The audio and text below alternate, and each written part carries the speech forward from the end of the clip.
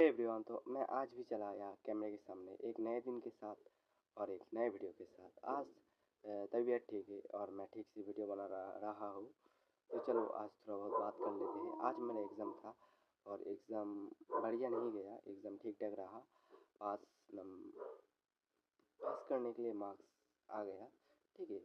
तो एग्ज़ाम ज़्यादा हार्ड नहीं था, क्वेश्चन ज़्यादा हार्ड नहीं था, लेकिन मैंने पढ़ाई नहीं की थी, इसलिए थोड़ा बहुत दिक्कत आई, ठीक है। तो कुछ नहीं होगा, ये इस एग्ज़ाम ज़्यादा टफ नहीं है। 12th का एग्ज़ाम के लिए ठीक से पढ़ना पड़ेगा। और मैं तबीयत ठीक नहीं था, आज ठीक हो गया। और एग्ज़ाम के लिए मैं आज कोई काम भी नहीं कर पाया, सिर्फ आज वीडियो बना रहा हूँ। तो बहुत अच्छा लग रहा है कि तबीयत ठीक हो रहा है। और एक चीज़ देख के बहुत खुश हो गया मैं। मैं दिखाऊँगा नेक्स्ट वीडियो में वो चीज़ क्या है।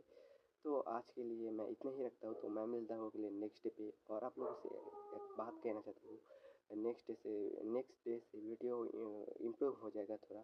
तो मैं मिलता हूँ अगले नेक्स्ट डे पे, तब तक के लिए बाय।